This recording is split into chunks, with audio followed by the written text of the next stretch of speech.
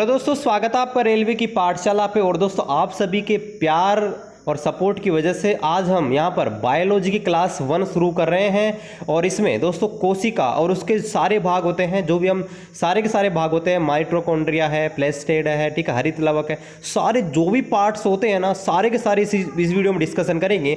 और हमारा दोस्तों जो उद्देश्य है इस सीरीज का, आपको पता है हम कैसे कवर कराते हैं टॉपिक्स।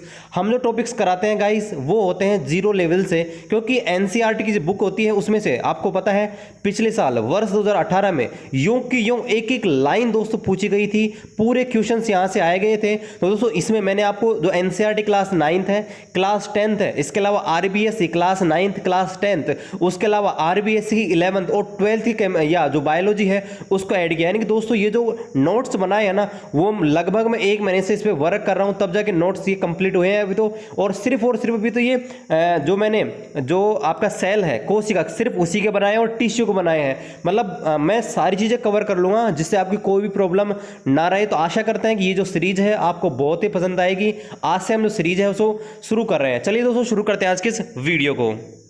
तो चलिए दोस्तों शुरू करते हैं। अब देखिए यहां पर सबसे पहली बात की जो कोशिका होती है, सेल होता है, वो शब्द आया कहाँ से। तो दोस्तों ये जो शब्द है वो लैटिन भाषा के एक शब्द से आया है, जिसका अर्थ होता है दोस्तों यहाँ पर आपके छोटा कमरा, यानी कि छोटा जो कमरा होता है, इसका अर्थ होता है कोशिका। ठीक है, अब देखिए जो कोशिका होती है उसे जीवों की मुख्य संरचनात्मक और क्रियात्मक इकाई कहते हैं। मतलब फंक्शनल और स्ट्रक्चरल आपके जो इकाई है, यूनिट है, उसको आप पर सेल बोला जाता है, कोशिका बोला जाता है। अब ऐसा क्यों बोला जाता है दोस्तों कि जो आपके कोशिका होती है उसको संरचनात्मक और क्रियात्मक इकाई क्यों बोलते हैं दोस्तों? इसलिए बोला जाता है क्योंकि जो हमारी कोशिकाएं होती हैं वो हमारे शरीर के विभिन्न अंग हैं, उनके द्वारा जो कार्य किया जाता है उसको कंट्रोल करती हैं, है ना, उसके ऊपर नियंत्रण करती हैं। इसके अलावा गाइस ये आनुवंशिकता में बहुत इंपॉर्टेंट रोल अदा करती हैं। इसलिए यहाँ पर जो आपके जीवों की क्रियात्मक और संरचनात्मक इकाई होती है उसे आपके कोशिका बोला जाता है। दोस्तों सबसे पहले जो कोशिका की खोज हुई थी वो 1665 में रॉबर्ट हुक के द्वारा की गई थी, और ये एक डेड कोशिका थी, ठीक है, जो कॉर्क के अंदर यहाँ पर इन्होंने खोज की थी। यानी कि कॉर्क थी, उसकी पतली काट में रॉबर्ट हुक ने 1665 में कोशिका की खोज के बारे में सबसे पहले बताया था। इसके बाद दोस्तों एक वैज्ञानिक आया जिसका नाम था ल्यूवेनहोक, और ल्यूवेनहोक ने 1674 में सबसे पहले जीवित कोशिका यानी कि लिविंग सेल की खोज की थी। तो यहाँ पर यही क्वेश्चन पूछा जाता है कि मृत कोशिका की खोज किसने की थी सबसे पहले, तो ये आपकी हुई थी रॉबर्ट हुक ने। ठीक है, इसके बाद पूछा जाता है कि जीवित कोशिका की खोज किसने की थी, तो ल्यूवेनहोक, ठीक है, 1674 इसने आपकी खोज की थी। इसके अलावा दोस्तों एक चीज आपको ध्यान रखनी है, कोशिका का जो अध्ययन होता है कि स्टडी ऑफ सेल, इसको कहा जाता है साइटोलॉजी। क्या बोला जाता है अंग्रेजी में? साइटोलॉजी। स्टडी ऑफ सेल इसे बोला जाता है साइटोलॉजी, यानी कि कोशिका विज्ञान। अब बात कर लेते हैं इसके आकार की, कि जो कोशिका होता है उसका नॉर्मली जो आकार होता है दोस्तों कितना होता है, तो इसका आकार दोस्तों 0.5 माइक्रोमीटर से या माइक्रोन से लेकर 20 माइक्रोन तक होता है। इसका व्यास होता है, ठीक है, रेडियस का डबल होता है व्यास, तो वो आपके होता है दोस्तों 0.5 माइक्रोन से 20 माइक्रोन तक। ठीक है, अब इसके बाद बात करते हैं जो आपके जीव हैं उनको 2 भागों में बांटा गया है। पहला है आपके एक कोशिकीय और दूसरे होते हैं बहुकोशिकीय। एक कोशिकीय क्या होते हैं? जिनमें एक ही कोशिका होती है, यूनिसेलुलर, ठीक है, यूनिसेलुलर, ठीक है, यूनिसेलुलर। इनमें क्या होता है, जैसे एक ही कोशिका होती है, जैसे एमीबा है, पैरामीशियम है, बैक्टीरिया है, ठीक है, क्लेमीडोमोनास है, ठीक है। इसके अलावा बहुत सारे ऐसे जीव होते हैं जिनमें बहुत सारी लाखों करोड़ों कोशिकाएं पाई जाती हैं, ठीक है, उन्हें मल्टी सेलुलर बोला जाता है। जैसे कि हम इंसान हैं, जानवर ज्यादातर जो हैं, पेड़ पौधे हैं, इनमें दोस्तों आपके क्या होती है, मल्टी सेलुलर, यानी कि बहुकोशिकीय जीवन को बोला जाता है।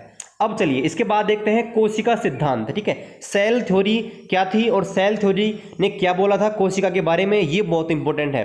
तो पहली बात तो ये कि सेल थ्योरी दी किसने थी, यानी कि कोशिका सिद्धांत किस वैज्ञानिक ने दिया था। तो दोस्तों कोशिका सिद्धांत था वो स्वान और स्लिडन नामक 2 वैज्ञानिक थे, उन्होंने दिया था। ठीक है, इन्होंने क्या कहा था, देखिए इन्होंने सबसे पहले कहा था कि प्रत्येक जीव का जो शरीर होता है कोशिका से बना होता है। इसके अलावा कोशिका मूलभूत इकाई होती है। इसके अलावा इन्होंने ये बोला था कि इसके केंद्रक में आनुवांशिक पदार्थ पाया जाता है, ठीक है, जेनेटिक्स पदार्थ पाया जाता है, इसलिए यह आनुवांशिक इकाई भी होती है। अब दोस्तों इनसे एक कमी रह गई थी, इन्होंने ये नहीं बताया था कि जो नई कोशिकाएं बनती है ना, जो न्यू सेल है वो कैसे बनती है, उनका प्रोडक्शन कैसे होता है। तो ये कमी रह गई थी, स्वान और स्लिडन नामक वैज्ञानिक ने इनके बारे में नहीं बताया था। मतलब स्वान और स्लीडन ने नई कोशिकाओं के निर्माण में नहीं बताया था। तो बाद में एक वैज्ञानिक आया, ठीक है, जिसका नाम था रडोल्फ विर्चो। क्या नाम था? Rudolf Virchow. उन्होंने 1855 में दोस्तों सबसे पहले ये बताया था कि जो नई कोशिकाएं होती हैं उनका निर्माण पहले की कोशिकाओं से भी होता है। और यही क्वेश्चन रेलवे ग्रुप डी में बहुत बार पूछा गया है 2018 में, ठीक है, कि जो नई कोशिकाएं हैं उनका निर्माण कहां से होता है। तो आपको ध्यान रखना है जो पुरानी कोशिकाएं हैं उनसे ही आपके दोस्तों नई कोशिकाएं बनती है, आपको ध्यान रखना है, ठीक है। उसके बाद हम बाद में देखेंगे कैसे कैसे बनती है, वो हम सेल डिवीजन जब देखेंगे, ठीक है, उस समय हम देखेंगे, ठीक है। चलिए कोशिका विभाजन देखेंगे तब देखेंगे। अब देखिए इसके कुछ अपवाद हैं जो आपके कोशिका सिद्धांत दिया गया था सेल थ्योरी का, क्या कि विषाणु जो होता है गाइस, जो वायरस होता है उसमें एक भी सेल नहीं पाई जाती है, एक भी कोशिका नहीं पाई जाती, जबकि आपके जो सेल थ्योरी है वो ये कहती है कि सभी जो जीव होते हैं उनमें कोशिकाएं पाई जाती हैं। तो अपवाद है इसका, जो विषाणु है उसमें आपकी कोई भी सेल है वो नहीं पाई जाती। इसके अलावा दोस्तों यहाँ पर इन्होंने ये भी बोला था कि प्रत्येक जो कोशिका उसके अंदर केंद्रक पाया जाता है और केंद्रक में आनुवंशिक पदार्थ पाया जाता है, लेकिन यहाँ पर इसका भी अपवाद है। जीवाणु जो होते हैं, ठीक है, बैक्टीरिया होते हैं और नील हरित शैवाल जो होते हैं, शैवालों को क्या बोलते हैं, ठीक है, शैवाल जो होते हैं, ठीक है, इनमें आपके स्पष्ट केंद्रक नहीं पाया जाता। मैं देख लेता हूँ शैवाल होते हैं गाइस, इनको इंग्लिश में क्या बोलते हैं, इनको बोलते हैं गाइस एल्गी। तो एल्गी जो होते हैं ये इसके क्या होते हैं, आपके अपवाद होते हैं। चलिए इसके बाद बात करते हैं कोशिका की स्ट्रक्चर के बारे में, कोशिका की संरचना के बारे में। अब दोस्तों कोशिका जो स्ट्रक्चर है उसको 3 भागों में बांटा गया है, मेनली 3 भागों में डिवाइड किया गया है। पहला है कोशिका कला, ठीक है, इसको बोलते हैं सेल मेम्ब्रेन, ठीक है, कोशिका झिल्ली भी बोलते हैं इसको। दूसरा होता है कोशिका द्रव, क्या होता है, कोशिका द्रव, इसको बोलते हैं साइटोप्लाज्म, ठीक है। और इस तीसरा होता है केंद्रक, जिसको बोलते हैं न्यूक्लियस। तो तीनों के बारे में हम डिटेल से पढ़ेंगे, ठीक है।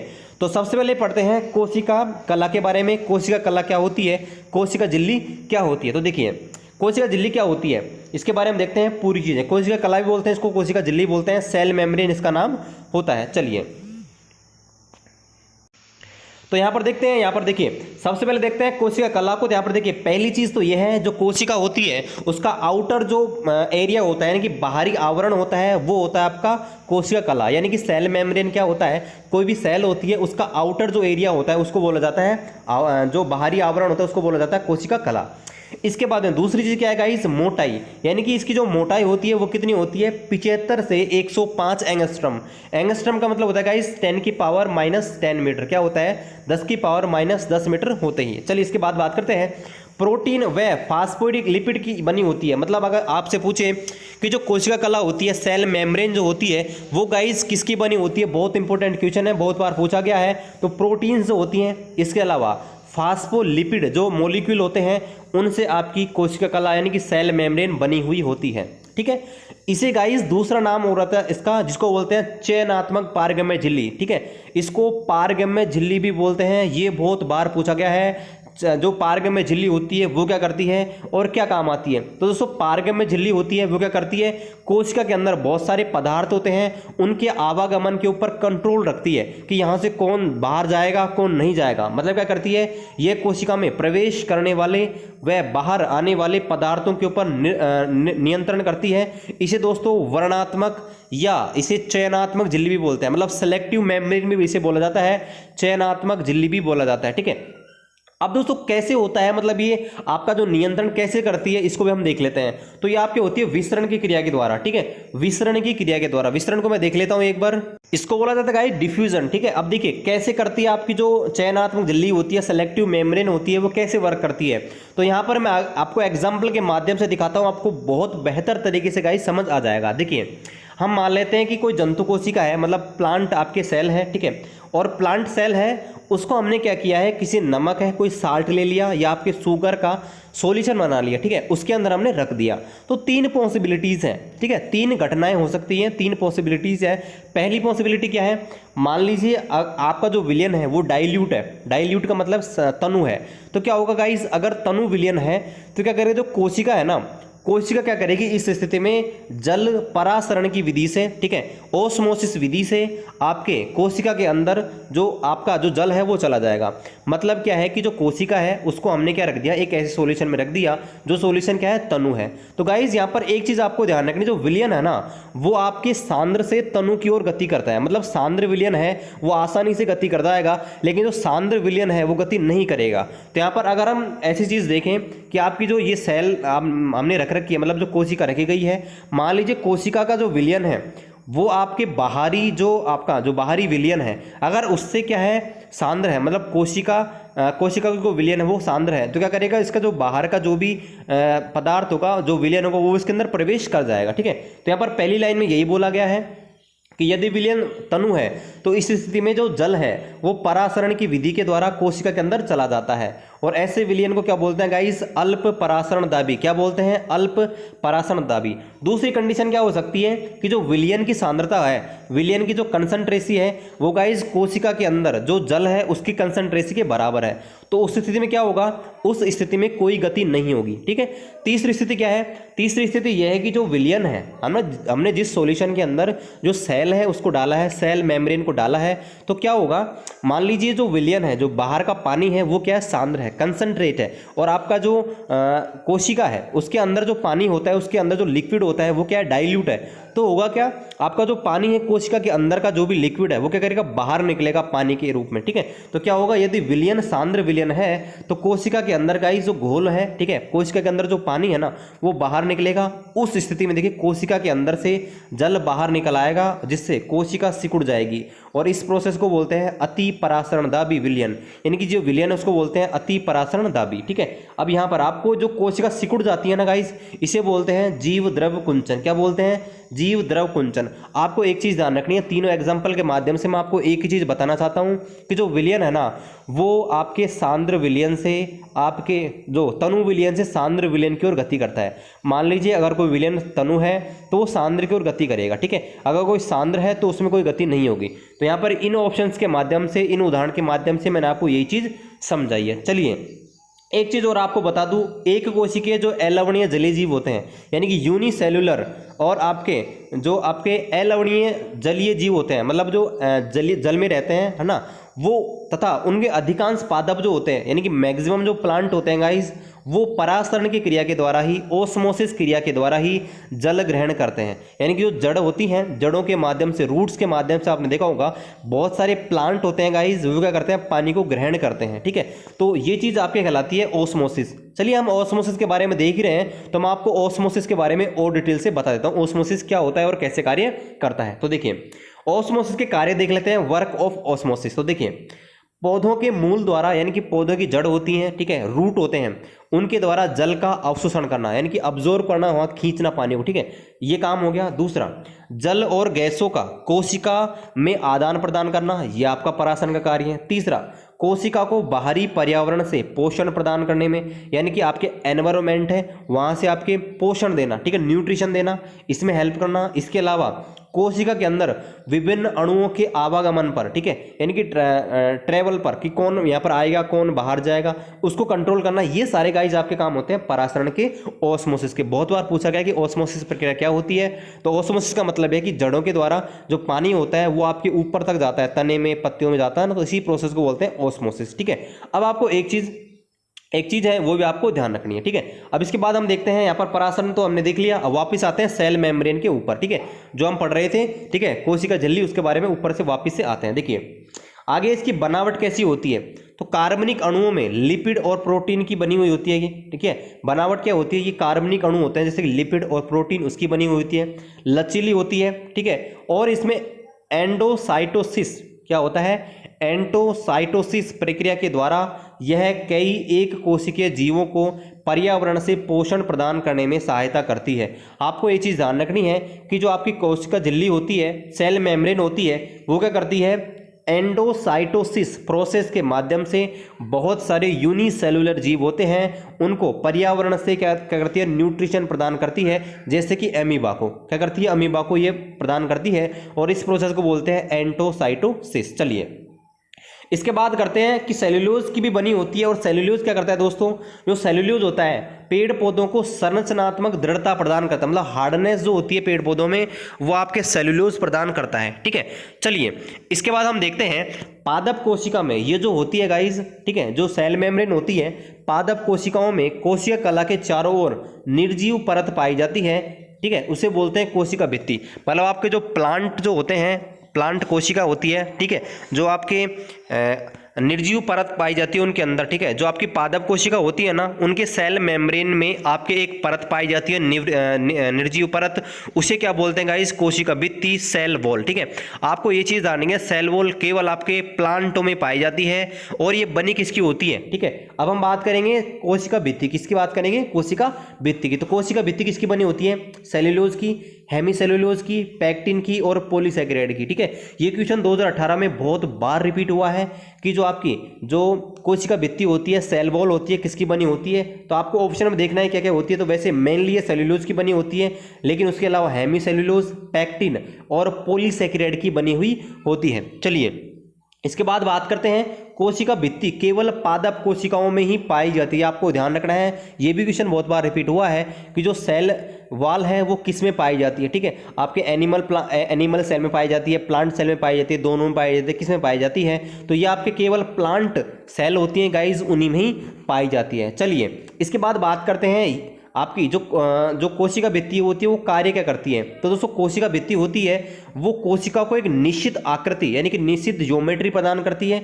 उसके अलावा सेफ्टी यानी कि अतिरिक्त सुरक्षा भी प्रदान करती है, ठीक है। ये आपको ध्यान रखना है। और पादपों में मुख्यतः दोस्तों ये सेल्यूलोज की बनी होती है, ठीक है, आपको मैंने बता दिया। चलिए इसके बाद बात करते हैं गाइस कोशिका द्रव के बारे में कि कोशिका द्रव क्या होता है। इसका अगला जो भाग है वो है कोशिका द्रव, यानी कि इसको बोलते हैं अंग्रेजी में साइटोप्लाज्म। तो साइटोप्लाज्म क्या होता है गाइस, केंद्रक जो होता है ना कोशिका में, केंद्रक के बीच जो पदार्थ पाए जाते हैं उन्हें कोशिका द्रव बोलते हैं, साइटोप्लाज्म बोलते हैं। और ये गाइस इसमें बहुत सारे पदार्थ होते हैं, तो सबके बारे में पढ़ते हैं। इससे पहले मैं आपको एक बार चित्र दिखा देता हूँ कोशिका का, ठीक है। एक बार मैं आपको चित्र दिखा देता हूँ कोशिका का।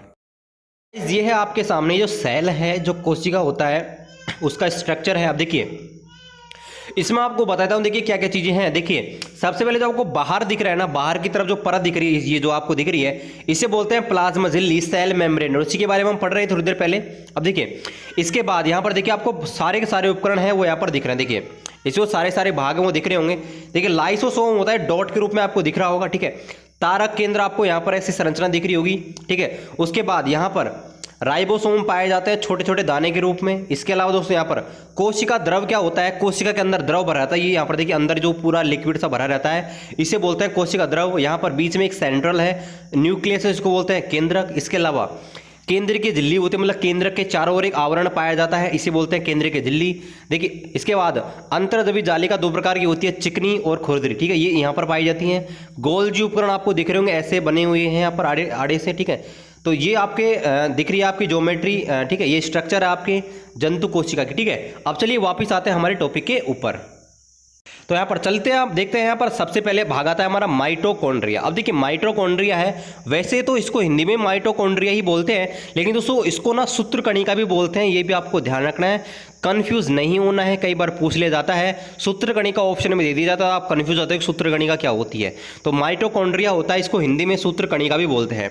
अब ये आपके केवल यूकेरियोटिक कोशिकाओं में पाया जाता है, ये मैं आपको बताऊंगा यूकेरियोटिक क्या होता है और प्रोकैरियोटिक क्या होता है, ठीक है, थोड़ी देर बाद में। अब देखिए इसके बाद देखते हैं आप जो माइटोकॉन्ड्रिया होता है ना, इसका मेन वर्क क्या होता है गाइस, ये कोशिका के लिए आवश्यक ऊर्जा को उत्पन्न करता है, मतलब जो ऊर्जा होता है उसको बनाता है, एनर्जी को बनाता है। इसलिए दोस्तों जो कोशिका का शक्ति ग्रह होता है, कोशिका का पावर हाउस होता है, उसे बोलते हैं माइटोकॉन्ड्रिया, ठीक है। माइटोकॉन्ड्रिया के बारे में सबसे इंपॉर्टेंट चीज यही है कि जो कोशिका होता है उसका शक्ति ग्रह या कोशिका का पावर हाउस है वो माइटोकॉन्ड्रिया को बोलते हैं, ठीक है। और इसमें दोस्तों जो आपका जो ऊर्जा बनती है वो एटीपी के रूप में बनती है। कई बार एटीपी की फुल फॉर्म भी पूछ ली जाती है, तो एटीपी की फुल फॉर्म होती है एडिनोसाइन ट्राइफॉस्फेट। क्या होती है, एडिनोसाइन ट्राइफॉस्फेट। इसके रूप में आपको जो माइटोकॉन्ड्रिया है वो ऊर्जा को आपके रखता है, सुरक्षित करके रखता है, मतलब ऊर्जा को भंडारित करके रखता है। अब देखिए इसके बाद हम बात करते हैं, इसे कोशिका का शक्ति ग्रह कहते हैं। जिन कोशिकाओं को अधिक ऊर्जा की आवश्यकता होती है उनमें माइटोकॉन्ड्रिया की संख्या क्या होती है, ज्यादा होती है। मतलब एक से ज़्यादा भी माइटोकॉन्ड्रिया हो सकता है कोशिका में, मतलब जिन जीवों को, जिन जंतुओं को ज़्यादा ऊर्जा की आवश्यकता होती है उनके दोस्तों माइटोकॉन्ड्रिया की संख्या भी ज़्यादा होती है। इसके बाद देखते हैं इसकी जो खोज है वो दोस्तों कोलिकर नामक वैज्ञानिक ने 1880 में की थी। कई बार पूछ लिया जाता है कि जो माइटोकॉन्ड्रिया है इसकी खोज किसने की थी, तो माइटोकॉन्ड्रिया की खोज कोलिकर नामक ने वैज्ञानिक ने 1880 में की थी। और इसका नामकरण दिया गया था वो बेंदा नामक वैज्ञानिक ने दिया था। किसने दिया था? बेंदा नामक वैज्ञानिक ने। इसके बाद सबसे जो इंपॉर्टेंट चीज़ है वो ये है, यह एक दोहरी झिल्ली वाला कोशिकांग है, यानी कि यह एक ऐसा ऑर्गन है जिसमें आपके ड्यूअल मेम्ब्रेन पाई जाती है, डबल झिल्ली पाई जाती है, दोहरी यानी कि डबल पाई जाती है। ये क्वेश्चन पूछ जाता है कि कोशिका का वह अंग कौन सा है जिसमें दोहरी झिल्ली पाई जाती है, मतलब डबल मेम्ब्रेन पाई जाती है। ठीक है, तो यह आपका होता है जो माइटोकॉन्ड्रिया होता है वो। ठीक है, इसके बाद यहाँ पर देखते हैं इसकी आंतरिक झिल्ली के अंदर अंगुली के समान वलय निकले होते हैं। क्या निकले होते हैं? वलय, जिन्हें क्या बोलते हैं दोस्तों? क्रिस्टी। क्या बोलते हैं? क्रिस्टी। और क्रिस्टी की सतह पर बहुत सारे ऑक्सीमोम पाए जाते हैं। क्या पाए जाते हैं? ऑक्सीसोम पाए जाते हैं। और ये क्रिस्टी के मध्य के जो भाग होते हैं उसको क्या बोलते हैं? आघात्री या मैट्रिक्स। ठीक है, ये मैट्रिक्स को इंपोर्टेंट है, पूछ ले जाते हैं कि मैट्रिक्स जो पाए जाते हैं, आघात्री जो क्षेत्र होता है वो कहाँ पाया जाता है, कई बार पूछ ले जाता है, तो आपको ध्यान रखना है आधात्री या मैट्रिक्स। ठीक है, यह आपके माइटोकॉन्ड्रिया के अंदर पाया जाता है। और दोस्तों मैट्रिक्स जो होती है उसके अंदर 65 से 70% प्रोटीन पाई जाती है, 25% आपके फास्फोलिपिड पाए जाते हैं और अप्रोक्स 0.5% आपके आरएनए पाए जाते हैं। ठीक है, इसके बाद माइटोकॉन्ड्रिया होता है, उसमें कुछ एंजाइम ऐसे पाए जाते हैं जो श्वसन में खाद्य पदार्थों का ऑक्सीकरण करते हैं। ठीक है, तो आपका माइटोकॉन्ड्रिया है, उसमें खाद्य पदार्थों के ऑक्सीकरण करने वाले आपके क्या पाए जाते हैं? एंजाइम पाए जाते हैं। और यहाँ पर एक इंपॉर्टेंट चीज है कि यहाँ पर यह क्वेश्चन पूछा जाता है कि कोशिका का ऐसा अंग कौन सा है जिसमें खुद का आपके आरएनए और खुद का डीएनए पाया जाता है। ठीक है, यानी कि खुद का आपके आनुवांशिक पदार्थ उसमें पाया जाता है। ये क्वेश्चन कई बार पूछ ले जाता है, कोशिका का वह कौन सा अंग है जिसमें खुद का आनुवांशिक अंग होता है, या आपसे पूछ ले खुद का जो जेनेटिक्स गुण होता है उसके अंदर। ठीक है, वो आपसे पूछ ले जाता है, तो आपको ध्यान रखना है आपके माइटोकॉन्ड्रिया होता है, इसमें डीएनए और राइबोसोम दोनों ही होते हैं जिसमें प्रोटीन पाई जाती है, प्रोटीन खुद बनाता है माइटोकॉन्ड्रिया, आपको ध्यान रखना है। चलिए इसके बाद बात करते हैं दोस्तों, इसका अगला जो भाग है वो इसको बोलते हैं प्लेस्टिड, हिंदी में बोलते हैं इसको लवक। और लवक में भी दोस्तों खुद का लवण, वो खुद का डीएनए और खुद का राइबोसोम होते हैं। यानी कि कोशिका में दो ऐसे भाग होते हैं। ठीक है, एक होता है माइटोकॉन्ड्रिया, एक होता है आपका प्लेस्टिड या लवक, जिसमें आपके खुद के डीएनए और खुद के राइबोसोम होते हैं। चलिए अब इसके बाद इसके बारे में बात करते हैं। पहली बात तो ये कि ये केवल पादप कोशिकाओं में पाया जाता है, मतलब जो प्लांट सेल होती हैं केवल उन्हीं में ही आपके पाया जाता है। और दोस्तों इनमें भी अलग अलग वर्णक पाए जाते हैं, और वर्णक के आधार पर ये कई प्रकार के होते हैं। हरित लवक होते हैं, वर्णिक लवक होते हैं, अवर्णिक लवक होते हैं। इसके अलावा दोस्तों लवक होते हैं वो क्रोमोप्लास्ट और ल्यूकोप्लास्ट के रूप में भी होते हैं। क्रोमोप्लास्ट क्या होते हैं? जो रंगीन होते हैं। ठीक है, जो कलर होते हैं। ठीक है, उसके बाद दोस्तों ल्यूकोप्लास्ट क्या होते हैं? जो रंगहीन होते हैं या वाइट होते हैं, जिनमें कोई कलर नहीं होता, या जो वाइट होते हैं वो आपके ल्यूकोसाइट के अंदर आते हैं, और जिनमें रंग होता है वो आपके क्रोमोप्लास्ट के रूप में आते हैं, और जिनमें कलर नहीं होता वो ल्यूकोप्लास्ट के रूप में आते हैं। चलिए इसके बाद बात करते हैं इंपॉर्टेंट हरित लवक के ऊपर। ठीक है, हरित लवक बहुत इंपॉर्टेंट है। हरित लवक इसलिए इंपॉर्टेंट है क्योंकि दोस्तों हरित लवक है वो कोशिका में प्रकाश संश्लेषण की क्रिया में आपके हेल्प करता है। क्या हेल्प करता है? क्योंकि हरित लवक के अंदर क्रोमोप्लास्ट पाया जाता है, और क्रोमोप्लास्ट के अंदर ये भी पूछ लिया जाता है कि कौन सा वर्णक पाया जाता है, तो क्रोमोप्लास्ट के अंदर क्लोरोफिल वर्णक पाया जाता है जो प्रकाश संश्लेषण में हेल्प करता है। इसके अलावा एक क्वेश्चन पूछ ले जाता है कि क्लोरोफिल के अंदर कौन सी धातु होती है। ठीक है, ये भी आपको ध्यान रखना, तो मैग्नीशियम धातु आपके क्लोरोफिल के अंदर पाई जाती है जो आपके प्रकाश संश्लेषण के दौरान आपकी हेल्प करती है। तो हरित लवक करते क्या है? इस प्रकाश संश्लेषण की क्रिया के दौरान कार्बोहाइड्रेट का संश्लेषण करते हैं, मतलब कार्बोहाइड्रेट का निर्माण करते हैं। ठीक है, अब चलिए बात करते हैं हरित लवक के ऊपर। बात हुई तो हरित लवक के बारे में थोड़ा सा देख लेते हैं। तो हरित लवक गाइस आपके दोहरी झिल्ली वाला होता है, मतलब ड्यूअल मेम्ब्रेन होते हैं इसमें भी। ठीक है, इसके आंतरिक भाग में गाइस क्या होता है? झिल्ली में एक स्थान घिरा हुआ होता है। इसके आंतरिक भाग में झिल्ली से एक स्थान घिरा हुआ होता है, उसे क्या बोलते हैं? स्ट्रोमा। क्या बोलते हैं? स्ट्रोमा। और स्ट्रोमा जो होता है गाइस वो आपके एक झिल्ली नुमा तंत्र होता है जिसे थाइलेकोइड बोलते हैं। क्या बोलते हैं? थाइलेकोइड। और दोस्तों थाइलेकोइड होते हैं उसके अंदर स्ट्रोमा में प्रकाश संश्लेषण से संबंधित एंजाइम पाए जाते हैं। वैसे दोस्तों डायरेक्टली अगर मैं आपको बताऊं ना कि यहाँ पर जो प्रकाश संश्लेषण के जो लवण पाए जाते हैं, लवक पाए जाते हैं, वो आपके क्रोमोप्लास्ट के अंदर ही पाए हरित लवक के अंदर ही पाए जाते हैं। लेकिन दोस्तों हरित लवक के अंदर कहाँ पाए जाते हैं ये अगर आपसे पूछ ले तो हरित लवक के अंदर क्या होते हैं? स्ट्रोमा होता है, और स्ट्रोमा के अंदर आपके थाइलेकोइड होते हैं। क्या होते हैं? थाइलोकोइड ये होता है, इसके अंदर आपके झिल्ली होती है, और स्ट्रोमा होता है, स्ट्रोमा के अंदर आपके प्रकाश संश्लेषण से संबंधित एंजाइम पाए जाते हैं। लेकिन इतना डीप नहीं पूछता, आपको बस यही ध्यान रखना है कि क्लोरोफिल होता है, क्रोमोप्लास्ट होता है या हरित लवक होता है, उसके अंदर आपके क्या होते हैं, प्रकाश संश्लेषण के एंजाइम पाए जाते हैं। ठीक है, चलिए इसके बाद देखते हैं गाइस लाइसोसोम, बहुत इंपॉर्टेंट है लाइसोसोम, इससे भी बहुत सारे क्वेश्चंस बनते हैं। इसकी खोज, पहली बात इसकी खोज हुई थी इसकी खोज हुई थी डी ड्यूके ने। ठीक है, एक वैज्ञानिक थे डी ड्यूके, इन्होंने इसकी खोज की थी। अब देखिए पहली बात कि ये आपके एकल झिल्ली नुमा थैलीनुमा अंग होता है। ठीक है, तो यही क्वेश्चन पूछा जाता है कि कोशिका का कौन सा अंग थैलीनुमा होता है। ठीक है, थैली के नुमा। ठीक है, तो थैलीनुमा को अंग कौन सा होता है, लाइसोसोम। क्या होता है, लाइसोसोम। अब देखिए लाइसोसोम बहुत इंपॉर्टेंट है, क्योंकि आप देखिए क्या काम करता है, पहले तो आपको ये समझ लीजिए कि लाइसोसोम में क्या काम करता है। तो लाइसोसोम गाइस करता है क्षतिग्रस्त, यानी कि जो आपके सेल होती है वो क्षतिग्रस्त हो जाती है, मतलब उनमें कुछ प्रॉब्लम हो जाती है, या डेड सेल होती है, ठीक है, उनका अपघटन करता है। ठीक है, इसके अलावा उनका क्या करता है, जो मृत कोशिकाएं होती हैं उनका अपघटन करता है, और अपशिष्ट का निपटान करता है। मतलब जो वहाँ पर मान लीजिए कुछ भी कचरा हो गया, अपशिष्ट अगर इकट्ठा हो गया कोशिका के अंदर, तो उसका क्या करता है दोस्तों, डाइजेशन करता है। ठीक है, अपघटन करता है। क्यों दोस्तों, क्योंकि इसके अंदर क्या होते हैं, बहुत सारे अपघटनीय शक्तिशाली एंजाइम पाए जाते हैं। इसके अंदर बहुत सारे एंजाइम पाए जाते हैं जो कि डाइजेशन करने में हेल्प करते हैं। अब जो समस्या ये है कि ये जो लाइसोसोम होते हैं ना, वो झिल्ली के अंदर पाए जाते हैं। अब मान लीजिए वो झिल्ली है, वो आपके जो मेम्ब्रेन है, अगर वो फट गई ना गलती से, तो क्या होता है गाइज, इसके अंदर बहुत से अपघटनीय शक्तिशाली एंजाइम पाए जाते हैं, जिसके कारण यदि इसकी झिल्ली फट जाती है तो एंजाइम क्या होते हैं, कोशिका के अंदर चले जाते हैं और क्या करते हैं गाइस, कोशिका का ही पाचन कर देते हैं, मतलब कोशिका को खा जाते हैं, कोशिका को नष्ट कर देते हैं।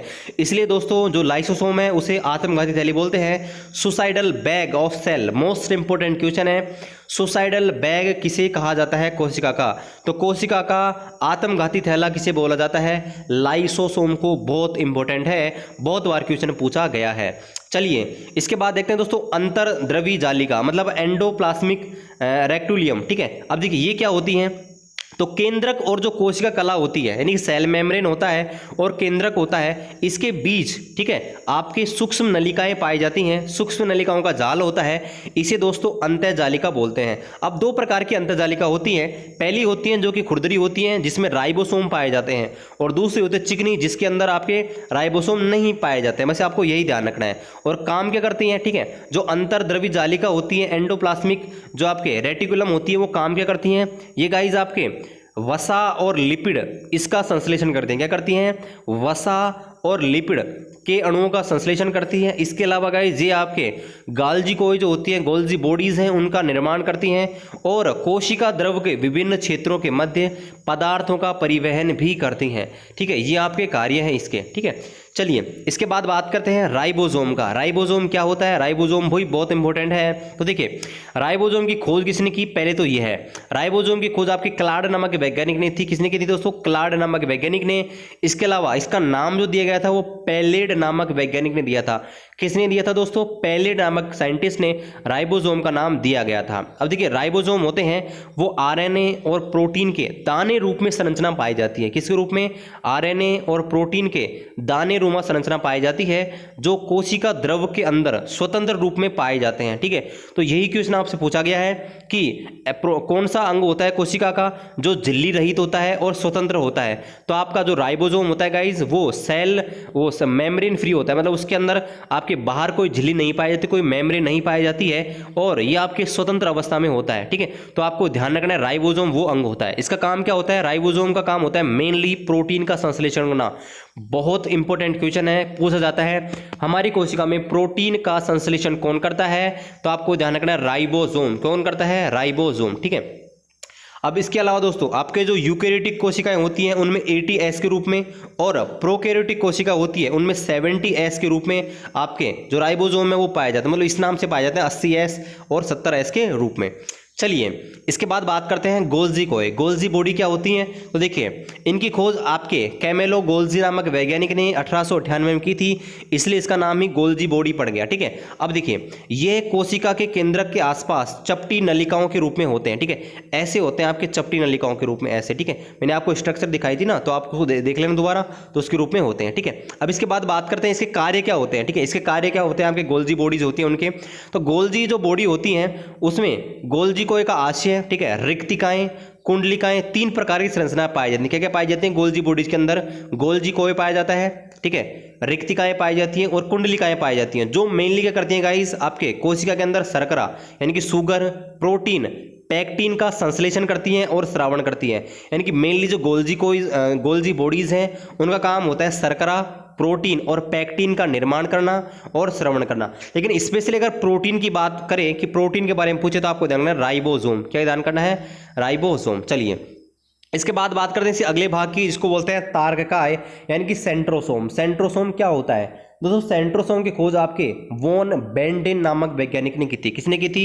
वॉन बेंडेन नामक वैज्ञानिक ने की थी। ये मुख्य रूप से जंतु कोशिकाओं के निकट तारे की आकृति के रूप में पाए जाते हैं तारककाय। ठीक है, मैं आपको दिखा देता हूं एक बार तारककाय कैसे होते हैं। ठीक है, तो यहाँ पर देखिए जो गोल्जी बॉडी अभी आपको मैंने बताया था, वो देखिए हड्डियां से आपको दिख रही है ना, ये जो हड्डियां हैं इनको बोलते हैं गोल्जी बॉडीज। ठीक है, और इसके अलावा दोस्तों यहाँ पर देखिए तारक केंद्र होते हैं, देखिए ऐसे बंडलों के रूप में आपको दिख रहे होंगे। ठीक है, ये देखिए बंडल के रूप में, जैसे तीलियां हो माचिस की, वैसे आपको यहाँ पर दिख रहे होंगे गाइस। ठीक है, अच्छे से आप देखिए मैं आपको वापिस से और दिखा देता हूँ यहाँ पर थोड़ा सा, और इसको एडजस्ट करके। ठीक है, ठीक है गाइस, तो यहाँ पर देखिए ये जो आपको दिख रहे हैं ना, इन्हें बोलते हैं तारक केंद्र। क्या बोलते हैं? सेंट्रोसोम। ठीक है, ये आपके होते हैं सेंट्रोसोम। तो चलिए वापस चलते हैं हमारे टॉपिक के ऊपर। तो यहाँ पर देखिए ये आपके मुख्य रूप से जंतु कोशिकाओं के अंदर ही पाए जाते हैं। किसके अंदर? जंतु कोशिकाओं में पाए जाते हैं और तारे की आकृति के रूप में पाए जाते हैं। ठीक है, प्रत्येक तारककाय जो होता है गाइस वो 2 तारक केंद्र से मिलकर बना होता है। ठीक है, इसमें 2 तारक केंद्र होते हैं, मतलब इसमें 2 सेंट्रोलेस होते हैं। ठीक है, और वे एक दूसरे क्या होते हैं? लंबे, एक दूसरे के लंबवत होते हैं, मतलब परपेंडिकुलर होते हैं। इसके अलावा दोस्तों तारककाय जो होते हैं वो जंतु कोशिकाओं में कोशिका विभाजन के समय तर्कु तंतुओं का निर्माण करता है। ठीक है, मैं आपको उस टाइम पे जब कोशिका डिवीजन पढ़ाऊंगा, कोशिका विभाजन पढ़ाऊंगा, तब आपको बताऊंगा कि जो तर्कु तंतु होते हैं उनका विभाजन कैसे होता है। तो आप फिलहाल ये समझिए तारककाय होते हैं वो जंतु कोशिकाओं में जब कोशिका विभाजन होता है तो उस समय आप क्या करती हैं? तर्कु तंतुओं का निर्माण करती हैं, जो शुक्राणु की पूंछ का निर्माण करता है। इसके अलावा सूक्ष्म जीवों में पक्षमाप जो होती हैं, सीलिया होती हैं। ठीक है, उसके बाद में कसामीबी यानी कि फ्लैगिला होती है, उसके आधार का बिंदु होती है। ठीक है, ये क्वेश्चन मोस्ट इंपोर्टेंट है, बहुत बार पूछा गया है कि जो पक्षमाप पेशी होती है और इसके अलावा कशाभिका होती है, क्या होती है? कशाभिका, उसका आधार बिंदु क्या होता है? ये 2018 में पूछा गया था, मैंने इसको कराया भी था। तो तारककाय इसका राइट आंसर था। मतलब तारककाय के अंदर दोस्तों आपके पक्षमाप यानी कि सीलिया और फ्लैगेलिया, ठीक है, ये आपके अंदर पाए जाते हैं। चलिए इसके बाद बात करते हैं रिक्तिकाएं। रिक्तिकाएं क्या होती हैं? इनको रसदानियां भी बोलते हैं। ठीक है, हिंदी में और अंग्रेजी में बोलते हैं इनको बोलते हैं इसको बोलते हैं वैक्यूल। क्या बोलते हैं? वैक्यूल्स। ठीक है, तो यहाँ पर देखिए पहली बात तो ये कि ये पादपों में लगभग 90% पाई जाती है, मतलब पादपों के अंदर जो इनका स्थान होता है वो गाइज 90% ये एरिया कवर करती हैं। और ये कोशिका के अंदर कोशिका द्रव में सूक्ष्म होती हैं तथा बड़े बुलबुलों के रूप में पाई जाती हैं। इन्हें रिक्तिकाएं बोलते हैं या इनको बोलते हैं दोस्तों रसधानियां। ठीक है, इसके बाद ये आपके झिल्ली होती है, एक झिल्ली से ढकी हुई होती है। जो आपके रिक्तिकाएं होती हैं वो एक झिल्ली से ढकी हुई होती हैं और उस झिल्ली को क्या बोलते हैं? टोनोप्लास्ट। ठीक है, तो ये पूछ लिया जाता है कि जो आपकी रसधानियां होती हैं वो किससे ढकी हुई होती है? तो गाइज ये आपके टोनोप्लास्ट से ढकी हुई होती है। ठीक है, ये आपको ध्यान रखना है। चलिए इसके बाद बात करते हैं कि रिक्तिका में एक द्रव पाया जाता है जिसको बोलते हैं कोशिका रस। क्या बोलते हैं? कोशिका रस, यानी कि सेल सैप। क्या बोलते हैं? शेल सैप बोलते हैं। ठीक है, यानी कि कोशिका के अंदर रिक्तिकाओं के अंदर क्या पाया जाता है? एक द्रव पाया जाता है जिसे बोलते हैं कोशिका रस। अब इसके अलावा दोस्तों आपको एक और चीज ध्यान रखनी है कि इसका कार्य देखते हैं, कार्य क्या करते हैं। और आपको एक चीज और ध्यान रखनी है, पादप कोशिकाओं के अंदर इसका जो क्षेत्रफल होता है वो बहुत बड़ा होता है, जबकि आपके जंतु कोशिकाओं में बहुत कम होता है। और मैंने आपको बताया था पादप कोशिकाओं में लगभग 90% जो एरिया होता है वो इसी का ही होता है। चलिए इसके बाद बात करते हैं कि इसका काम क्या होता है। ठीक है, जो रसदानियां होती हैं वो क्या काम करती हैं? तो देखिए ये कोशिकाओं को स्पीत मतलब आपके हार्डनेस यानी कि कठोरता प्रदान करती हैं। इसके अलावा जल तथा अन्य उपयोगी ठीक है, अन्य अनुपयोगी जो पदार्थ होते हैं, यानी कि जो यूजलेस पदार्थ होते हैं, यूजलेस मैटर्स होते हैं, जैसे कि एमिनो अम्ल होते हैं, शर्करा होती है, प्रोटीन होते हैं, उनका संग्रहण करती है। ठीक है, ये आपके काम होते हैं, आपके जो रसदानियां होती हैं, रिक्तिकाएं होती हैं, उनका। चलिए इसके बाद बात करते हैं केंद्रक का, न्यूक्लियस का, कि न्यूक्लियस क्या होता है। तो देखिए न्यूक्लियस के बारे में बात करते हैं। ये आपको चित्र देखिए, मैंने चित्र बनाया है, ठीक है, ये कोशिका का है, तो इसको भी देख लीजिए आप। तो यहाँ पर देखिए केंद्र के केंद्र के बारे में बात करते हैं, बहुत इंपॉर्टेंट है। केंद्रक से बहुत सारे क्वेश्चन यहाँ पर बनते हैं। तो देखिए पहली बात तो ये कि जो केंद्रक है उसके अंदर क्रोमोसोम पाए जाते हैं। ठीक है, क्रोमोसोम पाए जाते हैं केंद्रक के अंदर, और क्रोमोसोम के अंदर भी डीएनए और प्रोटीन पाए जाते हैं। ठीक है, आपको ध्यान रखने हैं। और एक क्वेश्चन और आपको ध्यान रखना है, डीएनए की जो क्रियात्मक इकाई होती है, डीएनए की जो फंक्शनल यूनिट होती है वो होती है जीन। ये भी 2018 में बहुत बार पूछा गया है कि जो डीएनए होती है उसकी आनुवंशिक इकाई क्या होती है। ठीक है, यानी कि उसकी क्रियात्मक इकाई या आनुवंशिक इकाई, तो ये आपकी होती है जीन। ठीक है, और गुणसूत्र में जो आनुवंशिक पदार्थ होता है वो क्या होता है, ये भी पूछ लिया जाता है कि गुणसूत्र के अंदर जो आनुवंशिक पदार्थ होता है उसे बोलते हैं डीएनए। क्या बोला जाता है, डीएनए। ठीक है, चलिए इसके बाद बात करते हैं केंद्र की खोज किसने की थी। तो दोस्तों ये मोस्ट इंपोर्टेंट क्वेश्चन है, बहुत बार पूछा गया है।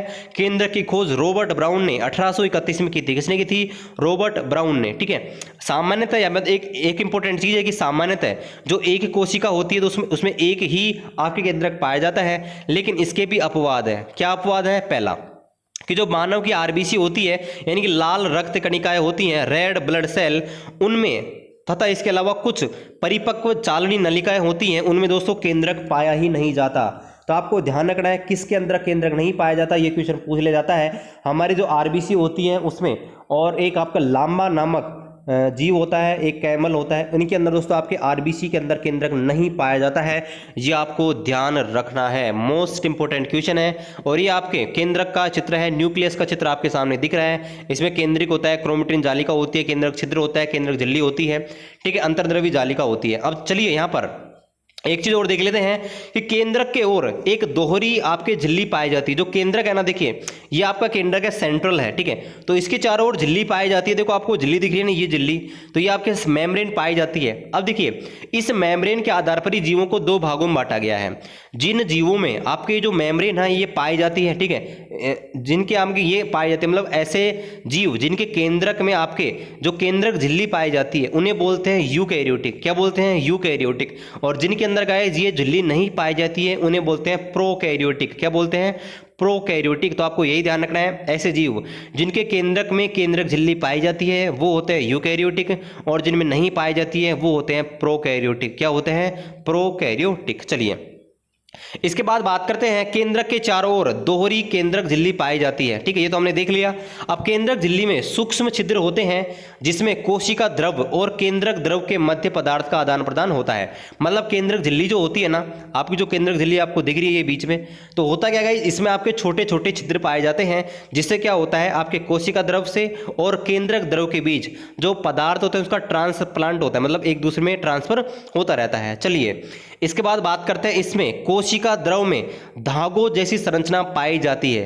तो ये क्वेश्चन पूछ लिया जाता है कि आपके केंद्रक के अंदर धागे नुमा एक संरचना पाई जाती है, रेशों के रूप में, फाइबर्स के रूप में एक संरचना पाई जाती है, उसको क्या बोला जाता है। तो गाइस इसको बोला जाता है क्रोमोटिन जालिका। क्या बोलती हैं, क्रोमोटिन जालिका बोला जाता है। ये आपको ध्यान रखना है, बहुत इंपॉर्टेंट क्वेश्चन है। चलिए इसके बाद बात करते हैं, जो केंद्रक होता है इसका अन्य नाम क्या है। तो केंद्रक होता है उसे बोलते हैं कोशिका का मुख्य नियंत्रक कक्ष, यानी कि मेन कंट्रोलर ऑर्गन। क्या बोलते हैं, कंट्रोल रूम ऑफ कोशिका, यानी कि कंट्रोल रूम ऑफ सेल, ये बोला जाता है आपके केंद्रक को। मोस्ट इंपोर्टेंट क्वेश्चन है कि कोशिका का मुख्य नियंत्रक अंग कौन सा है या आपके कंट्रोल रूम कौन सा है। तो आपको ध्यान रखना, न्यूक्लियस को कंट्रोल रूम बोला जाता है। इसके बाद बात करते हैं, कोशिका विभाजन के समय क्रोमोटिन के धागे होते हैं, वो गाइस कुंडलित होकर बाद में आपके मोटे मोटे दिखाई दे जाते हैं। अब मेन रूप से हम देख लेते हैं, पादप कोशिका होती है और जंतु कोशिका होता है, उनमें मेनली डिफरेंट क्या होता है, क्योंकि गाइस ये क्वेश्चन बहुत बार पूछा जाता है यहाँ पर कि जंतु कोशिका में निम्न में से कौन सा नहीं पाया जाता है। ठीक है, जंतु कोशिका में कौन सा पाया जाता है। तो मैं आपको यहाँ पर सारे डाउट है वो क्लियर कर देता हूँ कि पादप कोशिका और जंतु कोशिका, यानी कि आपके प्लांट सेल और आपके जो एनिमल सेल है उसमें क्या डिफरेंट होता है। तो इधर आपको जो दिख रहे हैं वो सारे के सारे हैं प्लांट सेल, इधर जो आपको दिख रहे हैं लेफ्ट साइड, ठीक है, वो सारे प्लांट सेल और के गुण हैं, इधर सारे दिख रहे हैं आपको एनिमल सेल के गुण दिख रहे हैं। तो देखिए इधर देखते हैं पहला, तो कोशिका भित्ति आपके जो प्लांट सेल है उसके अंदर पाई जाती है और किसकी बनी होती है, सेल्यूलोज की, जबकि आपके जंतु कोशिका में पाई ही नहीं जाती है। इसके अलावा जो पादप कोशिका उसमें हरित लवक पाया जाता है, इसमें नहीं पाया जाता। ठीक है, रिक्तिकाएं जिनको रसदानियां बोलती है उसमें दोस्तों एक होती है या दो होती हैं जो कि बड़ी बड़ी होती हैं। इसमें दोस्तों आपके छोटी होती हैं या फिर पाई ही नहीं जाती, मतलब अनुपस्थित होती हैं। इसमें तारकाएं मतलब सेंट्रोसोम नहीं होते हैं, जबकि आपके जो एनिमल होते हैं उनके अंदर सेंट्रोसोम्स पाए जाते हैं। गोल्जी बॉडीज जो होती हैं, जो आपके प्लांट बॉडीज होती हैं, प्लांट सेल होते हैं उसके अंदर कम विकसित होती हैं, जबकि जो एनिमल सेल हो उसके अंदर पूर्ण विकसित होती हैं और एक्टिव होती हैं। इसके अलावा यहाँ पर बात करें कि इनमें जो संचित भोजन है किसके रूप में होता है, यानी कि आपके जो प्लांट सेल है उसके अंदर जो भोजन होता है वो किस रूप में स्टोर रहता है, तो स्टार्च के रूप में या मंड के रूप में सेव रहता है। जबकि जो आपकी जो एनिमल सेल है उसके अंदर गाइस ग्लाइकोजन के रूप में सेल होता है, सेव होता है, ग्लाइकोजन के रूप में स्टोर रहता है। चलिए ये दोनों आपके डिफरेंट थे आपके प्लांट कोशिका के बीच में और आपके एनिमल कोशिका के बीच में। चलिए अब बात कर लेते हैं कोशिका के बारे में कुछ महत्वपूर्ण फैक्ट।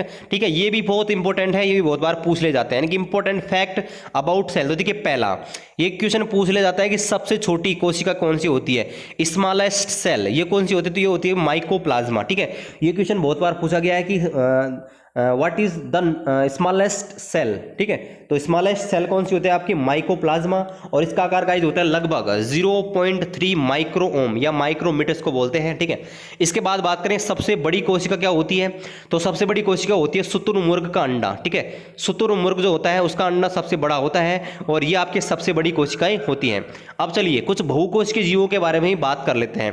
तो दोस्तों बहुकोशिकीय जीवों के बारे में अगर बात करें तो मानव की जो आरबीसी होती है उसका व्यास आपके 7 माइक्रोन का होता है। क्या होता है, शायद 7 माइक्रोन का होता है, इसलिए यह सबसे लंबी कोशिका मानी जाती है। इसके अलावा गाइस हमारी जो तंत्रिका कोशिका होता है न्यूरॉन, ये मानव शरीर की सबसे लंबी कोशिका होती है। क्या होती है, मानव शरीर की सबसे लंबी कोशिका मानी जाती है आपकी जो न्यूरॉन होते हैं उसको, और सबसे छोटी जो मानी जाती है वो मानी जाती है स्पर्म को। ठीक है, जो स्पर्म होते हैं पुरुषों में उसको सबसे छोटी कोशिका मानी जाती है, यह आपको ध्यान रखना है। हमारे पुरुष की अगर बात करें, मानव की अगर बात करें तो चलिए इसके बाद बात करें कोशिका का आकार का निर्धारण कौन करता है, मतलब कौन सा अंग होता है जो कोशिका के स्ट्रक्चर को मतलब डिसाइड करता है कि कोशिका का स्ट्रक्चर कैसा होगा। तो गाइज जो आपका कोशिका भित्ति होती है, सेल वॉल होती है, वो डिपेंड करती है, ठीक है, वो डिसाइड करती है कि कोशिका की आकृति कैसी होगी, कोशिका की ज्योमेट्री कैसी होगी। चलिए इसके बाद बात करते हैं हरित लवक होता है, उसमें कौन सा वर्णक पाया जाता है, तो आपके क्रोमोप्लास्ट यानी कि पर्णहरित आपके पाया जाता है। इसके बाद बात करें तो पादपों में, पादप कोशिकाओं में हरित लवक होता है, वो किसके हेल्प से, ठीक है, आपके प्रकाश ऊर्जा को बनाता है। मतलब तो आपको ध्यान रखना है जो आपके पादप कोशिका होती है उसमें हरित लवक होता है, प्रकाश संश्लेषण के लिए आवश्यक प्रकाशिकीय ऊर्जा को स्टोर करके रखता है। ठीक है, ये मोस्ट इंपोर्टेंट क्वेश्चन है, बहुत बार पूछ लिया जाता है कि पादप कोशिकाओं में जो प्रकाशीय ऊर्जा को स्टोर कौन करता है, तो हरित लवक आपके स्टोर करता है। ठीक है, चलिए इसके बाद में और इंपॉर्टेंट चीज देख लेते हैं कि यहाँ पर देखिए कोशिका को आपके क्रियात्मक और संरचनात्मक क्यों बोलते हैं, मतलब फंक्शनल और स्ट्रक्चरल आपके यूनिट क्यों बोलते हैं हमारे शरीर की। तो दोस्तों आपकी जो कोशिका होती है हमारे शरीर के अंदर सारे जो अंग होते हैं उनके कार्य को नियंत्रित करती है, मतलब कंट्रोल करती है। इसके अलावा आनुवंशिक यानी जेनेटिक्स में भी बहुत सारे कार्य करती है, इसलिए दोस्तों इसे हमारे शरीर की क्रियात्मक और संरचनात्मक इकाई बोलते हैं। अब एक चीज आपको ध्यान रखें, प्रोटीन का संश्लेषण मेन रूप से कौन करता है, राइबोसोम करता है। अगर आपको ऑप्शन में सिर्फ और सिर्फ प्रोटीन के बारे में पूछें तो प्रोटीन का संश्लेषण राइबोसोम करता है। तो आशा करते हैं ये वीडियो बहुत ही मेहनत के साथ बनाया गया है, आपको अच्छा लगेगा। तो वीडियो को लाइक कर दीजिए और चैनल को अभी सब्सक्राइब कर दीजिए, अभी तक सब्सक्राइब नहीं किया है तो, और अपने दोस्तों के साथ शेयर कर दीजिए जो भी आपके रेलवे की तैयारी कर रहे हैं। चलिए दोस्तों मिलते हैं आपसे अगले वीडियो में, तब तक जय हिंद जय भारत।